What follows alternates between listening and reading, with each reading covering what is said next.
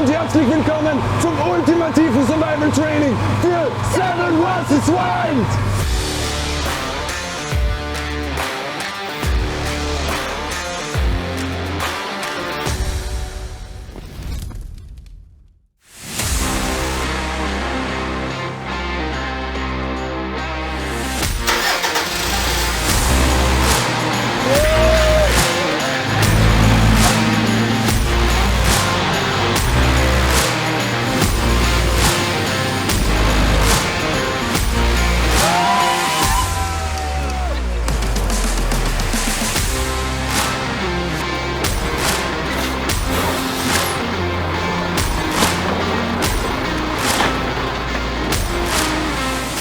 Wir sind hier ausgesetzt auf 1200 Meter in Mautern in der Steiermark und geben unser Bestes, die Hanna optimal für ihr Abenteuer bei Seven vs. Wild vorzubereiten. Alles, was sie dabei hat, ist diese Flasche und ein Schlafsack.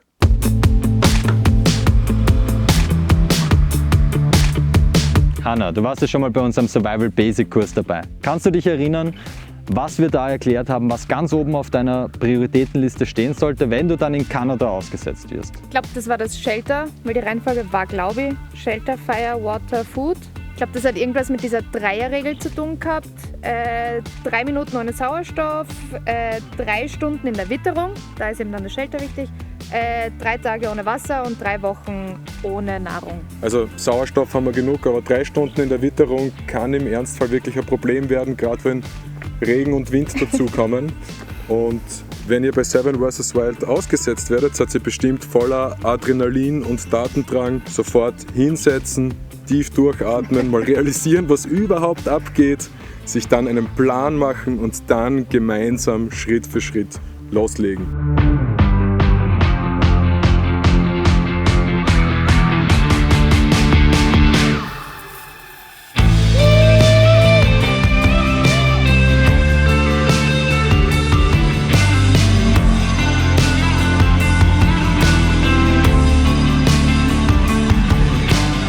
Hallo liebe Community, ich darf mich auch noch kurz vorstellen. Ich bin der Benny, bin 35 Jahre alt und gemeinsam mit dem Rob und dem Jan einer der 3 Trainer der Wildnisschule Waldkraft. Ich war als Forstfacharbeiter tätig und habe vor einigen Jahren die Survival-Trainer-Ausbildung beim Reini Rossmann absolviert. An dieser Stelle Grüße an den Reini, wir sehen uns hoffentlich bald. 2013 war ich auf Urlaub in Neuseeland und seitdem setze ich mich intensiv mit dem Thema Survival auseinander. Einen anderen Teil meiner Jugend habe ich in einem, sagen wir mal, eher nicht so gemütlichen Viertel in Wien verbracht. Und das hat schon früh meinen Blick für sich anbahnende Gefahren geschult und das hilft mir heute bei meiner Tätigkeit als Survival-Trainer. Fast forward, 10 Jahre später habe ich mit 2 meiner besten Freunden eine Survival-Schule gegründet und kann jetzt als Survival-Trainer arbeiten.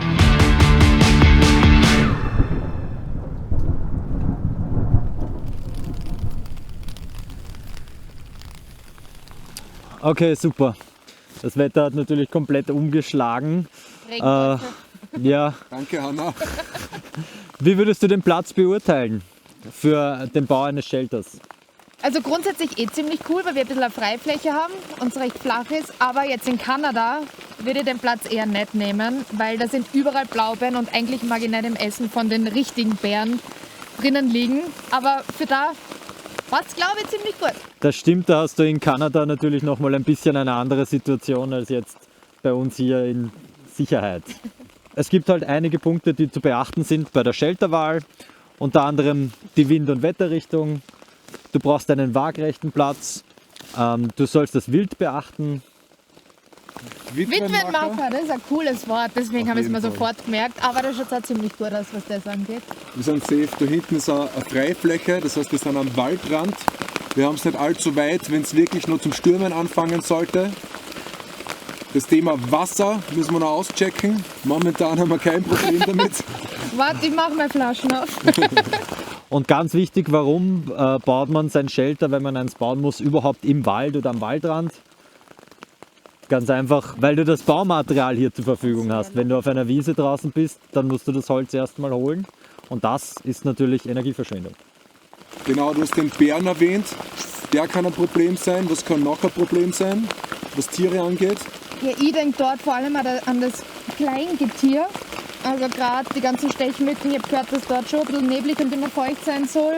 Das heißt, wir werden mit Gelsen, also mit Stechmücken, zu rechnen haben. Und natürlich Ameisen, ich sollte mir nicht auf einen Ameisenhaufen Richtig. setzen oder Ganz legen, wichtig. das wäre gut. Du kannst noch so ein harter Typ sein oder eine harte Typin, aber du willst nicht in einem Ameisenhaufen schlafen. Na, Alright, du hast eine Flasche dabei und 2 Survival-Trainer, die leider nicht in die Flasche passen. Aber jetzt schauen wir uns Schade. an, was du alles dabei hast und was wir damit anstellen können. also gleich vorweg ist natürlich nicht die finale Flasche, sondern wir haben jetzt alles reingehauen, was irgendwie ein bisschen Sinn machen könnte, weil ein paar Sachen noch ankommen und leider noch nicht kommen sind. Und ja, Das heißt, testen, testen, testen. richtig, wir testen ganz viel. Ist natürlich auch noch was anderes dabei dann fürs Training, aber ich mache es jetzt nicht auf, sonst wird echt alles komplett wasch und nass. Handsäge, ein Multitool, dann Erste-Hilfe-Decken, wobei ich da noch was anderes als Vergleich habe. Rettungsdecke. Genau, eine Rettungsdecke, eine Dynema-Schnur, eine Zwille, die brauchen wir jetzt im Shelterbau nicht, ein Mückennetz, da wären wir schon bei den Gelsen bzw. Stechmücken.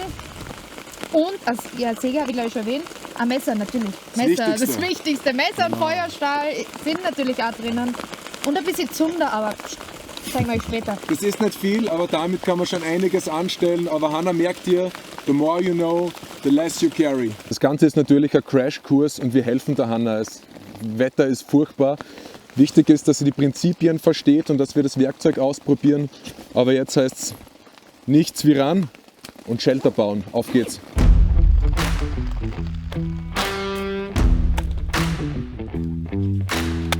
So, das sind wohl die idealen Trainingsbedingungen bei dem Wetter. Aber genau so stelle ich mir keiner davor. Und es wird wahrscheinlich eh so sein, dass wir bei der Aussetzung wieder alle komplett nass sein werden. Also beste Trainingsbedingungen. Achtung!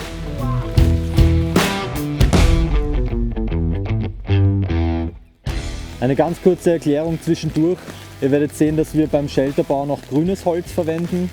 Es ist halt leider die Realität, dass man manchmal, wenn man draußen etwas bauen möchte, gerade im speziellen Fall auch in einer Survival-Situation, Seven vs. Wild, nicht immer das ganze Material, das man braucht, als Totholz irgendwo finden wird. Was wir machen können ist, wir suchen uns zuerst einen Baum aus, der eine Zukunft hat. Das heißt, er ist schon groß, kräftig, steht in einiger Entfernung zum nächsten großen Baum und den lassen wir stehen. Den fördern wir, indem wir andere Bäume, mit denen er in Konkurrenz steht, entnehmen. Man sieht ganz oft in verschiedenen YouTube-Videos, dass die Leute in den Videos Bäume so abschneiden, dass unten halt noch ein grüner Ast stehen bleibt. Das kann man zum Beispiel bei einem Strauchartigen machen. Bei einem Haselstrauch zum Beispiel macht das durchaus Sinn, der kann dann nochmal austreiben. Bei einem Nadelbaum braucht man sowas nicht machen, der wird nie wieder gerade und schön wachsen. Besser ist es, man sucht einen Baum, den man fördern kann, indem man einen anderen entnimmt. Zusätzlich haben wir hier auf diesem Platz, in diesem Wald natürlich die Erlaubnis vom Grundeigentümer, hier Holz zu entnehmen.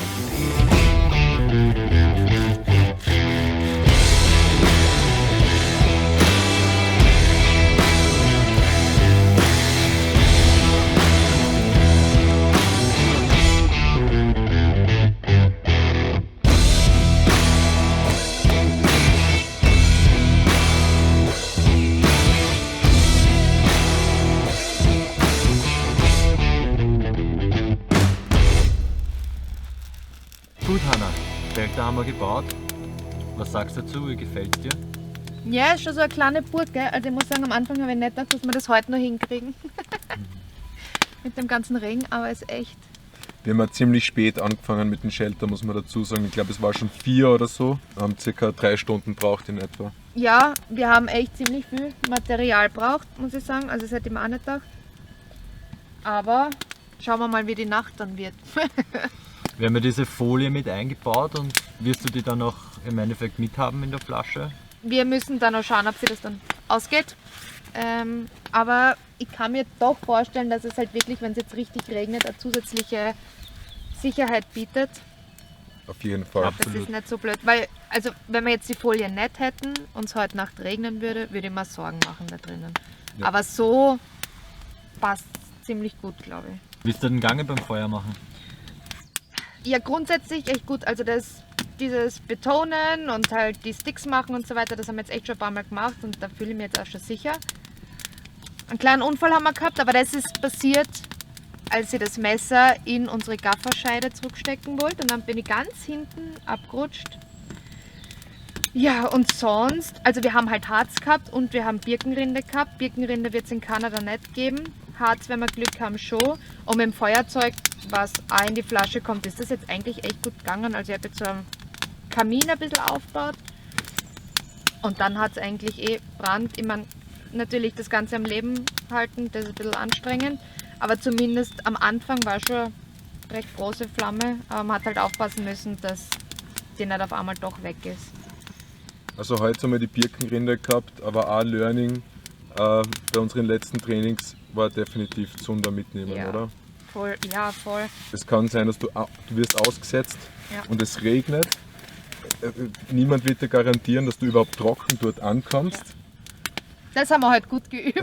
Also Ja, ich war das haben wir nass. ausgiebig geübt. Also wenn meine Regenjacke nicht über den Hintern gegangen wäre, wäre ich bis auf die Unterhosen waschelnass gewesen. Also das ganz sicher. Train as you fight.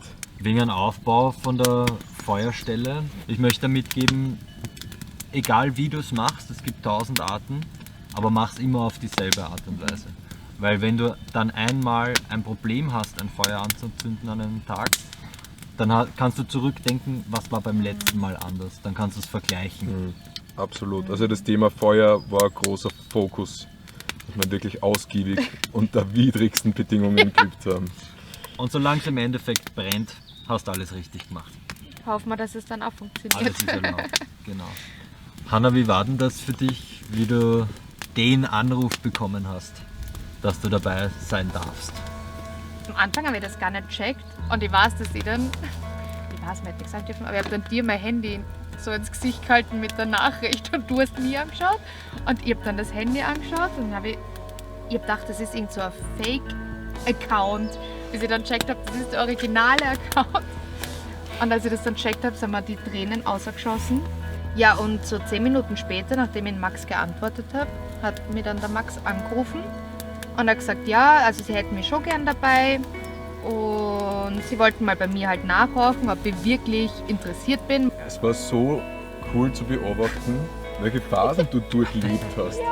Zuerst so überhaupt nicht realisieren, was abgeht, dann kurz die komplette Euphorie und Feiern und ich weiß nicht, irgendwie auf die draufgeschmissen und Laub auf die Kaut.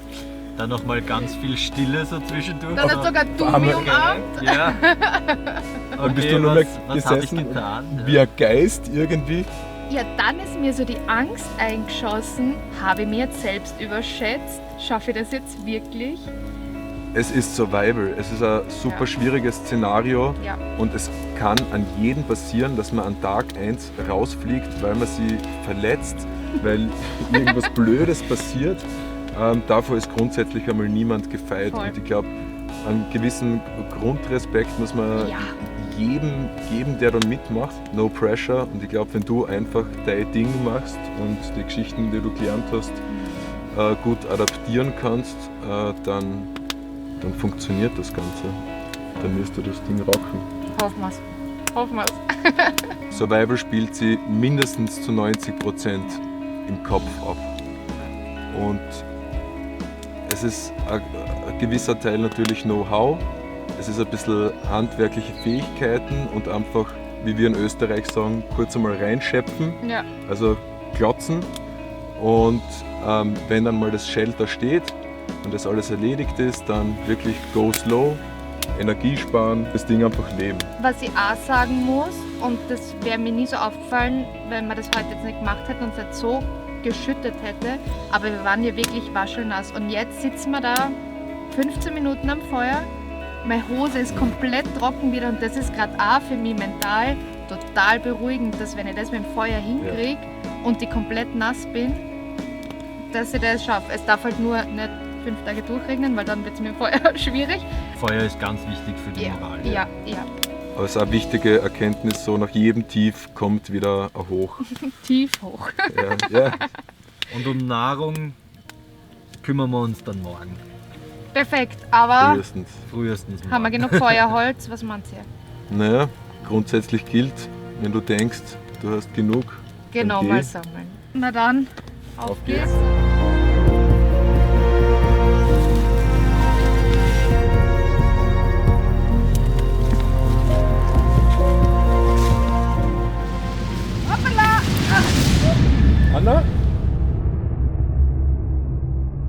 Ohne zuverlässige Sponsoren sind Videoproduktionen wie diese einfach nicht möglich. Deshalb danke an den Partner des heutigen Videos, offroadtrucks.eu. Vielleicht bist du auf der Suche nach einem Abenteuerfahrzeug. Offroad Trucks EU ist dein zuverlässiger Partner für den Import von Allradfahrzeugen und bringt dich auf die Überholspur im Allradbereich. Erlebe die Freiheit, die nur Offroad Trucks bieten.